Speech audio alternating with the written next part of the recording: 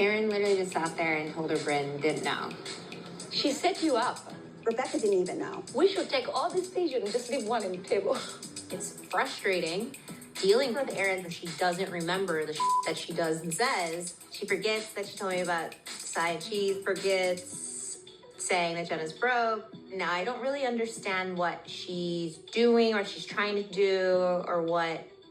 It just doesn't add up. What's up, guys? Welcome back to my channel. So I'm here today to talk about Real Housewives of New York City, Season 15, Episodes 7 and 8. Now, a lot of viewers were rightfully pissed off by these episodes. Back when the season trailer premiered, there's all this attention around this salacious-ass rumor. Ooh, one of the ladies, Rebecca Minkoff, is pregnant with another man's child. Oh my goodness. It had all this hype around it. We had a whole episode dedicated to the storyline, and it was all fake.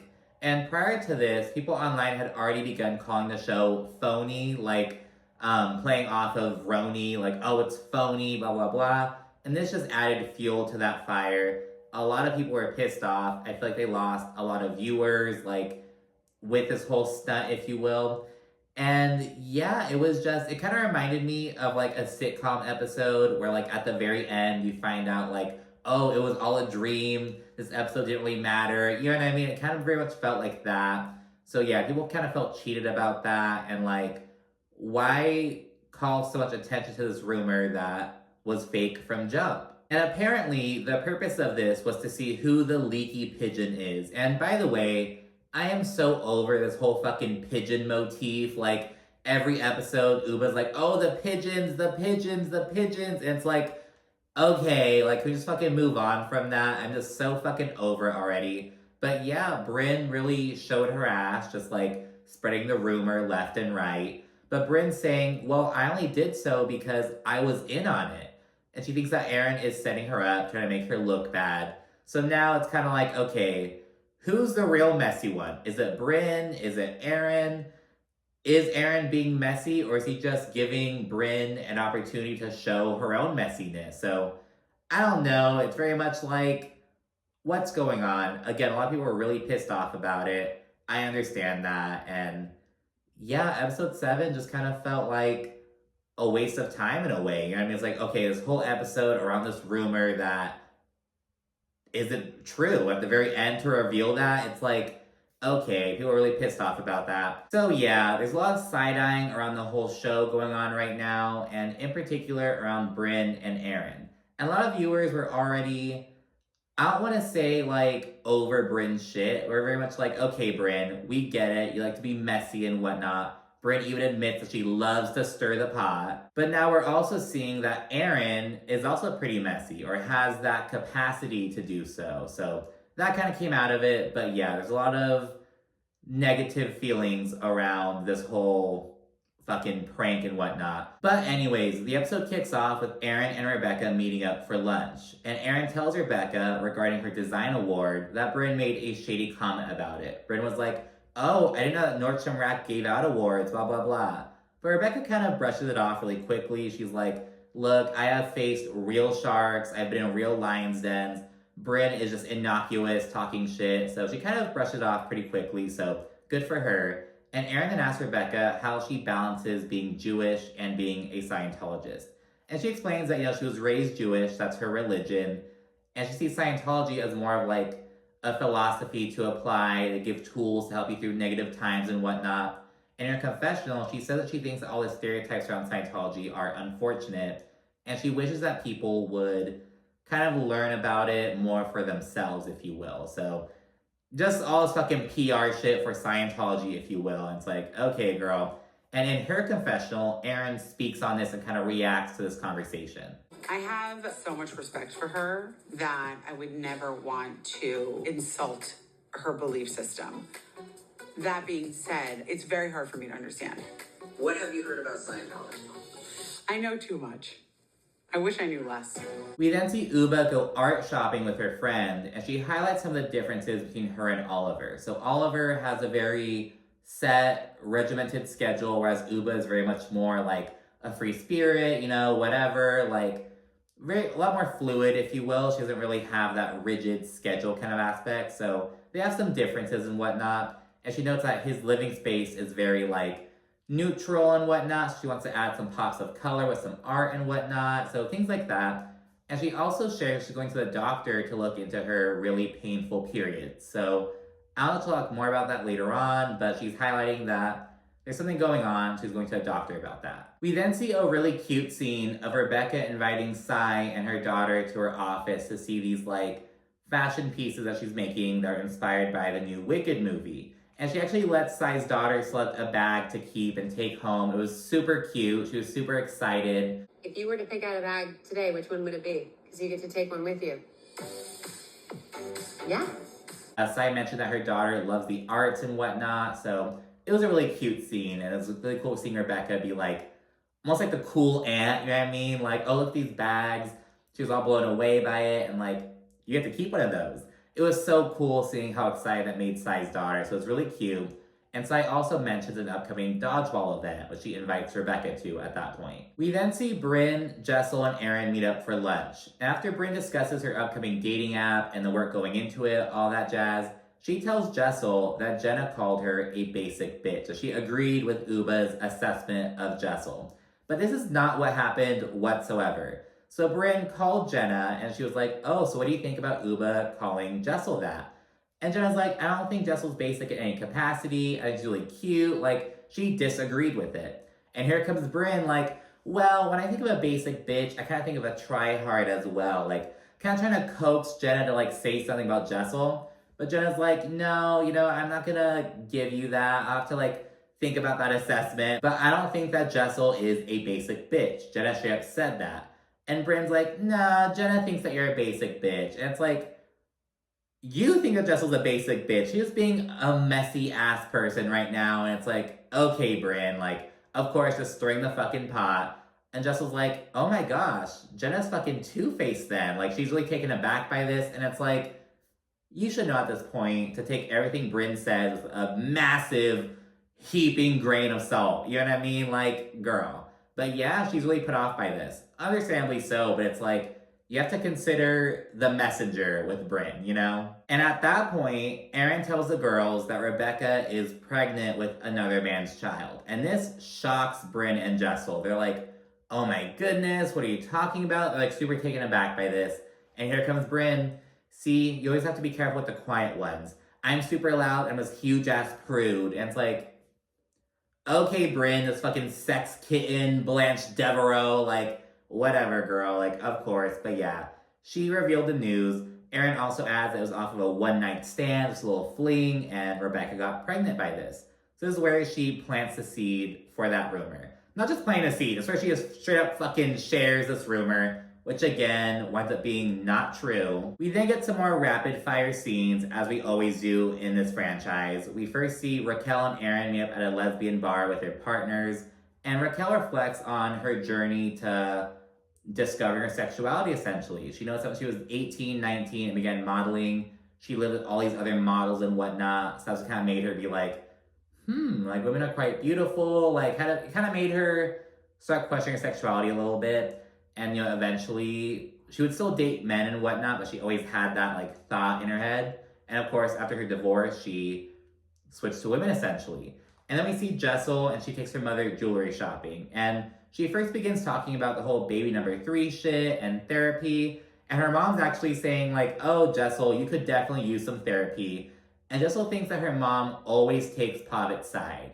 And I kind of empathize with that. Like back when I was in college, I would like vent about my dad. And nothing crazy, but it's kind of like, oh, my dad's being annoying, blah, blah, blah. Like shit like that. I had 2 friends, like 2 separate friends who would always take his side. And it's like, bitch, you're my friend, like, come on, like, and I get it, but it was just like, oh my goodness, so I kind of get why Jessel's feeling that and whatnot, and then Jessel tells her mother about Rebecca being pregnant with another man's baby. She tells her mother this, and her mom is super taken aback. She tells Jessel to stay the fuck out of it, like, don't get involved and whatnot, and Jessel agrees. And finally, the women link up at Sai's dodgeball event, and Brynn and Jessel look fucking ridiculous. They're like, all in the fucking zone and shit, so like, oh my goodness. And funnily enough, Brynn is like talking shit about Jessel's outfit, and it's like, girl, not that far behind, you know what I mean? Like, you're calling Jessel super camp and extra, but like, look at what you're bringing to the table. So Brynn is just so fucking weird. And then at that point, when Sai arrives, well, I think Sai's already there. She's the one hosting the event and whatnot. But when Brynn arrives, she tells her about the rumor about Rebecca being pregnant. And Sai's like, well, shit, Rebecca's not boring anymore. Like, goddamn. Like, she's super surprised by this, naturally, understandably so. But the thing is that Brynn isn't just working with what Erin told her. She admits that she immediately began digging around and trying to learn more about Rebecca and her whole situation. She says that Rebecca and her husband are sex crazed, all this shit, that they have these hookups with other people and they're cool with it, all this jazz. And in her confessional, Jessel gives her take on the situation. I'm a little shell-shocked. I think Brynn's take on Rebecca is that she's NBA, no value added, from her fashion to her personality. So I think that this news is giving Brynn all the ammunition she absolutely can get to just sweeten the pot. Jenna then arrives, and of course, Brynn fills her in. She says that Rebecca and her husband have an open relationship, and she emphasizes that it is not a rumor. She's really treating it as gospel, being like, oh, it's not just word of the street shit. Rebecca is, in fact, pregnant with another man's child. She and her husband have these flings with other people, all this shit. Because again, she's escalating what Erin told her. She shouldn't be saying anything whatsoever, but she's adding more to it, essentially, doing her investigation, all this bullshit. And at this point, Rebecca arrives and things are immediately super awkward. But of course, Brynn keeps kind of poking around the situation and the speculation and whatnot. And Sai fills Uba in on the rumor, and Uba's reaction is just, these pigeons just love confusion, blah, blah, blah. It's like, Uba, you need to find a new fucking thing to say. These pigeons. And it's like, dude, stop trying to make fetch happen. You know what I mean? It's just you just keep beating this fucking horse to death. Oh my goodness. On the side, Jessel confronts Jenna for calling her a basic bitch. And Jenna denies this. She's like, I didn't say that. I didn't even answer the question that Brynn posed to me. And in fact, Brynn is the one who is implying that you're a basic bitch. She was the one that was going in on you, all this shit. And Brynn's there being all fucking stupid and shit. And Jessel believes Jenna's story because Brynn embellishes. And it's exactly, you should take everything she says, everything, with a massive heaping grain of salt. Come on now, Jessel. And Jenna says that Brynn is a bit of a red flag with how she lies and twists things. And so she's kind of on alert with Brynn now, it seems. Erin is the last to arrive, and dodgeball finally begins. And ahead of the game, all the ladies make their game faces and whatnot. And we see Brynn spitting towards the camera. And it's oh my god, I did not need to fucking see that. Oh my goodness.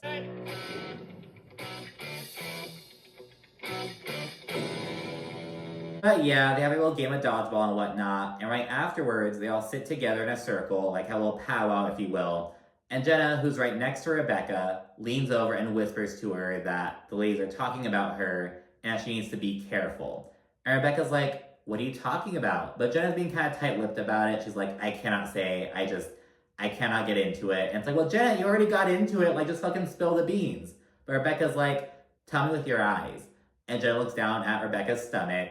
And she looks at Erin and she's like, you fucking told? And after confronting Erin in front of the group, Rebecca gets up and storms off. Erin goes after her. And they're giggling about it. Erin's telling Rebecca she did a great job. And this is where the episode ends. And our viewers got really pissed off.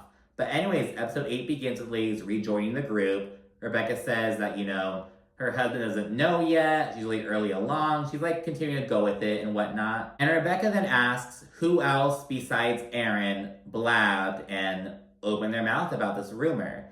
And Brynn's like, I never said that you were pregnant. I was just saying some other things. This is not fucking true. Brynn was saying oh, Rebecca, I hear that she and her husband like to mess around with other people, regardless of the consequences. The biggest kind of consequences, a baby by another man. You did mention that. You added a bunch of other shit that doesn't negate that you shared this rumor, Brynn. Acting all fucking innocent and whatnot. And Rebecca's kind of intrigued by this. Oh, okay, so you've heard that, I sleep with other men, that we have these, forays with other people, blah, blah, blah. So she's like, Okay. And Brynn sharing this really disappoints Jenna. She's like, wow, Brynn, you're gossiping about her marriage? Like, that's so sacred. Like, what the fuck are you doing? It seems like Brynn is really starting to lose Jenna. And I don't blame Jenna, because, you know, they operate very differently. Jenna's like, oh, you know, Brynn's really fun and whatnot, but she's realizing she has to be cautious around her. Brynn is a walking red flag. She's gonna open her mouth, all this shit. Then at that point, Rebecca reveals it was all a prank, and it was concocted to see who the leaky pigeon was. Like, okay, let's share this rumor and see what happens from it. And it proved that Brynn is the leaky pigeon. Aside from Erin, Raquel is the only person who knew this rumor was fake. Erin apparently told her this while they were at the lesbian bar and whatnot, so that's her story, though Brynn eventually says otherwise. And once the news is out that this is a prank, it was not real, all this shit, Jessel says that she didn't think it was funny, and Sai says it was kind of tone deaf, and she's like, there are 3 women here who are struggling to get pregnant, and it's like, Jessel, Brynn, and Uba? Like, Jessel, yeah, she cannot get pregnant, but she has had IVF, she has an embryo on hold. Like, she's trying to work out with Pavitt whether to have another baby. Brynn has mentioned that she wants to have a baby, but she's not, like, actively trying, it seems. And same with Uba. She's expressed that, like, oh, I would love to have a baby with Oliver, but she hasn't mentioned trying for it. So I'm like, does Sai know some more things that haven't been mentioned on camera yet? I feel like Sai was just kind of going too far with that. Like, it's tone deaf, blah, blah, blah. Like, I get it, but it's like, girl, shut up. And Raquel adds that now she knows that she cannot tell Brynn anything anymore.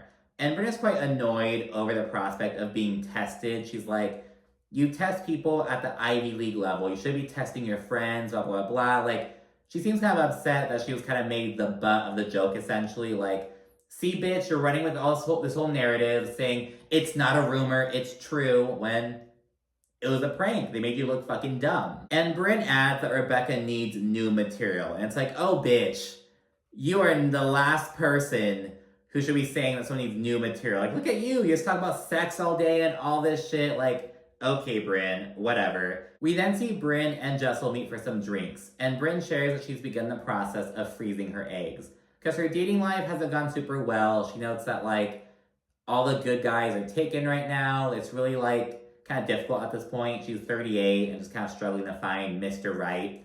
And she shares that her ex-fiance Gideon is coming back into town, and they're going to test drive parenting by babysitting their friend's 2-year-old together. So she doesn't seem super interested in, like, pursuing a relationship with him, but she's interested in maybe co-parenting with him. So it's like, okay. She's kind of at that point where she's like, I don't need to get married, but I do need to have children. So she's kind of looking to him.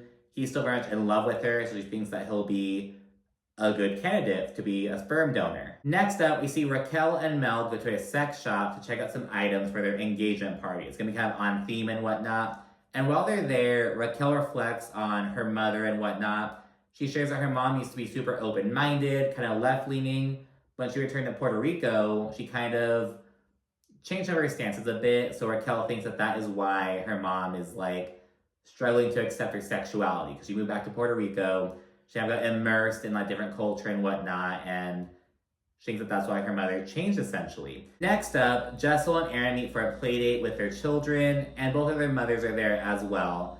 Erin shares that her mom recently completed the lighter form of chemo, and she's now beginning the Red Devil chemo. It's a lot, like, more taxing on your body, a lot more difficult to deal with, and because of that, her mom is moving in with her and Abe, just so they can, like, make sure she's okay and whatnot. And once Dodgeball comes up, Jessel tells Erin that as soon as Brynn arrived, she immediately began blabbing about Rebecca and that whole speculation.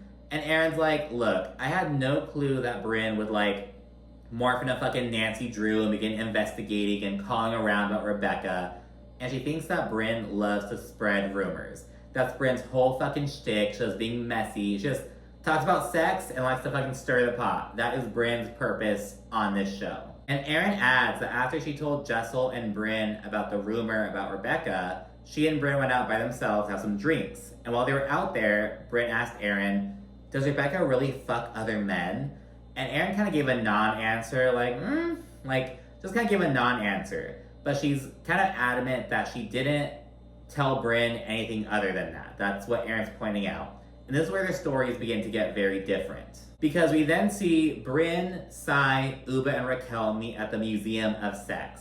And once Dodgeball comes up, Brynn claims that while Jessel believed the rumor, like as Erin told it, Brynn knew otherwise. She was like, no, there's no way this is true. She's like, I didn't believe it whatsoever. And she claims that because of that, she kept running with it. But it's like, that doesn't make sense. If you don't believe something, why would you like proliferate it like that? And Brynn essentially says that she was in on it the entire time. She claims that when she and Erin grabbed some drinks, Erin told her that it was all a prank. But Erin says otherwise, as we know. Raquel adds that when Erin told her, she made it sound like Brynn was completely in the dark, that Raquel was the only other person who knew. And Brynn is really upset about this, because she's like, wow, Erin's trying to set me up? Like, oh my gosh, she told me it was fake though. And yeah, Brynn says that she was really leaning into it because she knew it was a prank. And at this point, I'm kind of like, I'm not so sure about that. You know, I had those kind of feelings of doubt and whatnot. But then we see a clip of Brynn telling Uba at Dodgeball that it was a prank. And apparently Brynn did this because she noticed that Uba was kind of uncomfortable with the whole situation. Like, she wasn't really enjoying that speculation. So Brynn was like, okay, let me ease your nerves. It's not true, or it's kind of spreading this fake rumor, yada, yada, yada. And Uba speculates that Erin told Brynn about the prank because she knew Brynn would essentially make herself look bad. Whereas Brynn would not have said anything if she thought it were really true. So she kind of speculates that Erin was setting Brynn up. And at this point, it's kind of like, okay, who's the messy one? Is it Brynn? Is it Erin? Are they equally messy? Like, what do you think? Like, did Erin set Brynn up? Did she just give her a chance to, like, show her own true colors? Did Brynn do herself a disservice by, like, running with this rumor? Like, she kind of set herself up? Like, what do you think about it? But yeah, Uba, Sai, and Raquel all acknowledge that they're really side-eyeing Erin now. And they think that Brynn was set up, essentially. So the tides are kind of turning. Because Raquel acknowledged that, like, my first reaction was like, oh my gosh, Brynn is so untrustworthy, blah, blah, blah. I'm not telling this bitch anything. But now she's like, well, damn, I guess Erin isn't super trustworthy either. So I'm not sure. Are Erin and Brynn like two sides of the same coin? Like, is Erin trying to get back at Brynn? I don't really know what is going on. Because, again, we saw proof that Brynn was aware it was a prank before it was revealed. You know what I mean? So she seemed to have been in on it, but Erin says otherwise. Erin says that she did not express this to Brynn. So, I don't know. Maybe Brynn found out some other way. I'm not sure. It just does not look too good. And speaking of not looking good, we then see Jessel and Pavit meet up for therapy, and Pavit is eating chips throughout the entire fucking time, munching away, which is just like, A, kind of disrespectful to the therapist, but also B, just shows how, like, unserious you're fucking taking this. And that comes up during a therapy session. They say that Pavit, like, uses humor way too often to, like, kind of deflect and to, like, kind of derail the conversation, if you will. And yeah, it just doesn't really go too well. I'd be super pissed if I were Jessel, but she's kind of like, he's the man of few words, blah, blah, blah. But it's like, girl, are you not fucking sick of this shit? Like, Pavit is just so disinterested, and it's like, you can only play that game for so fucking long, dude. But during the session, the therapist acknowledges that during their one-on-one, Pavit said he was 99% against having another baby. And Jessel's like, but that 1%, oh my gosh. She's like, she never knew that he had that 1% in him, and she's adamant about going from 1% to 20%, all the way to 100.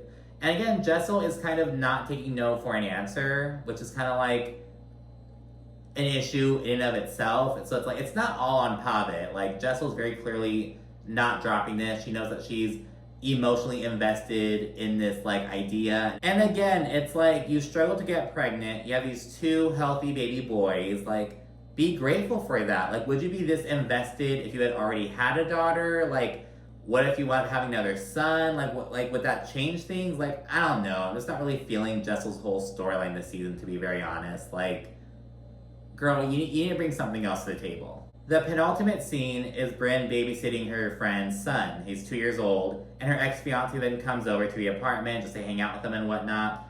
And Brynn then floats the idea of them making an embryo together. And she says that she is prioritizing finding a good father for her future child as opposed to finding a good husband. Again, this is her ex-fiance. It didn't work for a reason, but she knows that he loves her and would be down for it essentially. And he seems kind of hesitant at first, but he ultimately says, you know, I think it's a great idea. I'm up for it. And I feel it's only because he thinks they can get Brynn back eventually. He just wants to have Brynn in his life in some capacity.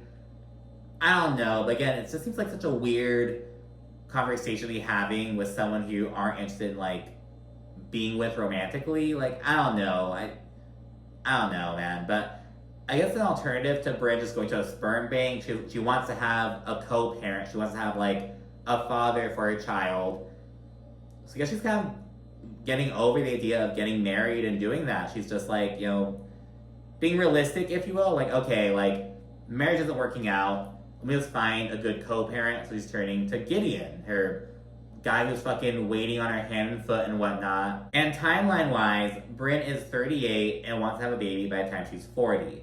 She says it'll have to happen around Q1 of 2025. So it's coming up soon, so we'll see what happens with that, I guess. And finally, Uba throws a picnic in Central Park. Brynn and Sai are the first ones to arrive, and after acknowledging how they're reconciling and whatnot, Brynn says she's still thinking about how she was set up the other day by Erin. And Sai says that, according to Rebecca, Raquel is the only person who knew it was a prank, aside from her and Erin, of course, but that Brynn herself was in the dark. But again, Brynn says otherwise. And she feels like Erin is essentially leaving her out to dry. She's like, Erin told me it was a prank, that's why I ran with it, but she's acting like I'm just some fucking bitch spreading this rumor around, blah, blah, blah, and it's like, you made yourself look like that. And I also have to add that Uba is very anti-Erin all of a sudden. She's like, yeah, Erin is framing you, Erin is the real pigeon, blah, blah, blah, all this shit. It's like, Uba, aren't you and Erin, like, good friends? Like, she just kind of switched up all of a sudden. I don't really get that, but anyways, Brendan says that, you know, everyone says that I embellish and that I'm the problem, but the real problem is that Erin forgets she tells other people. So again, it's kind of like, who's the real messy one? Is it Brynn or is it Erin? But anyways, the episode then ends with both Brynn and Uba saying that Erin was the real pigeon the whole time, that Brynn was framed, all this shit, and Erin's beginning to waltz up to the picnic, and it's to be continued. So yeah, that's it for these two episodes. Sure to like, comment, subscribe, and of course, stay tuned for more. Thank you for watching. Bye.